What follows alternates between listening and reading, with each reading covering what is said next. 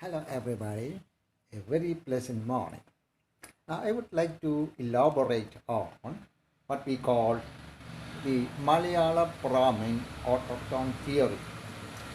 How far it matches with the social mobility of fishermen into Brahmins in medieval Kerala. To begin with, by way of, let's say, visual anthropology, I would like to suggest Panengali, variously called as Shastra Kali, Sangha Kali, etc. Now, the character Ittikandapan, also called Kottakaran Kaimal, carrying a fish basket on his head as if it were a prized trophy. Now, I enjoyed this VCR reproduction of Panengali from Sri Krishna College Library Hall at Guruvayur at the instance of Dr. P. Shankaranarayanan, its principal, in the year 1996. And I also happened to witness during the 24th annual general meeting of Yogatshema Sabha at Manjeri. Now, secondly, I would like to cite instance of Panchameni, also called Manathu Kanni. It is a fish catching nuptials during Yajurvedic Nambudiri wedding ceremony, when both the groom and the bride together catch paral malsya, fish, from a tub of water. The caught fish is then donated to a brahmachari undergoing samavartana, Aunichunni as they would call it. Thirdly, the Tidambu Nirta. Ajarasthanigas, who are Arya chieftains at Adukathabayit in Kasaragod, Kurumba temple, when two Aryasthanis carrying the Tidambu or processional icon on their head, and two other Arya chieftains wear the Upavida across the shoulder, the Pilipattu on the forehead, and also don Valum Tongalum Vichikatitulla Uduttukattu, which resembles a Nambudiri Volichappad or oracles who prognosticates at the temple of the gods. The dress is an exclusive of Nambudiri Brahmin attire and wearing apparel. These Arya Nartakas were also called Vidushagan. Now, thirdly, I would like to cite Kodiyatam stage drama. We find the Dhivara fisherman in Anguliyangam Kodiyatam as also in Kalidasa's Sanskrit play Abhijnana Shakuntalam. We notice his Paidamukit, like all other characters who signify noble birth. It is reminiscent of soft susurration of the surging surf. The Pirishankin mala that he wears is an exclusive headwear. It is because the only other character who also wears the Pirishankin mala, exclusive characters, I repeat, who wear the exclusive Pirishankin mala during Kodiyatam performance is Vasantaka, the Brahmin minister of Valsa in Bhasa's Sanskrit play Swapna Vasavadatta. I happen to enjoy Bhasa's play from Bangalore's Tarala Balu Kendra during the 10th World Sanskrit Conference in January 1997.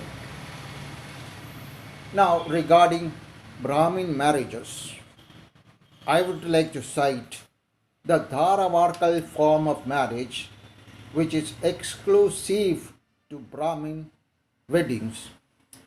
We find a similar form of marriage amongst the fishermen of Kerala, which is also, I would like to say, exclusive to both the Nambudiri Brahmins and the fishermen, Nalillakaran fishermen of Kerala. Now, this you can see from the Malayalam feature film Chimmeen, which backed the President of India's Golden Lotus Award for 1967, which has the heroine Karuthamma marrying Palani in the Dharavarkal form of marriage. Were this an anomaly, then it would have shared the same fate as that of another Malayalam film, Deshadanam, which was denied the State Feature Film Award on the ground of sending a wrong message. The message is only this: a Brahmacharin could not aspire for Vanaprastha without undergoing internship of Grahastya. It is a rule among Malayali Brahmins, but which is found not so much in vogue among Paradeshi Brahmins. And so the film would only bag the central government award. However, what I am trying to impress or drive home is the point that you find exclusiveness in acharams or customary rituals, customary rites and rituals among both the Nambudiri Brahmins of Kerala as well as the Nalillakaran fishermen of Kerala. It is an exemplary example, let's say, of how I would like to draw inferences based on visual anthropology. However, besides, we have a lot of Indologists writing about how Parashurama created innovation by raising the fishermen into Brahmins, which I do not want to elaborate at the moment because it has been discussed earlier in several videos in YouTube. And also we find name of fish in vogue among Nambudiri Illam nomenclatures. Names of fish, sea creatures, as well as several synonyms of sea and ocean. Besides all this, we have the flag hoisting ceremony in caste Hindu temples. There we find it is the fisherman head of the fisherman who has to bring the kayat, halyard, rope, flagpole rope for the flag hoisting. It is because this rope is symbolic of Ubavida, and we find that flagpole undergoing Uttamanakal. And who is an Uttaman if not a Brahmin? That is to say, Brahmanization of the flagpole. And it is on this count that fishermen were entrusted, head of fishermen were entrusted to bring the flagpole rope ceremoniously with loud beating of drums and all sort of paraphernalia. Shodasha Karmam is conducted on the flagpole, resembling a deity. Deity is a person.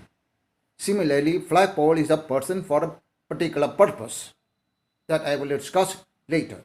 I only want to drive home this point. So these are all the points that I would discuss regarding upward social mobility of Nalillakaran and Moonillakaran fishermen in Kerala, linking them with, or rather, it is they who become later as, let's say, Nambudiri Brahmins. Nambu is synonymous of paddle. Thank you very much for giving me a very pleasant hearing. Have a nice day.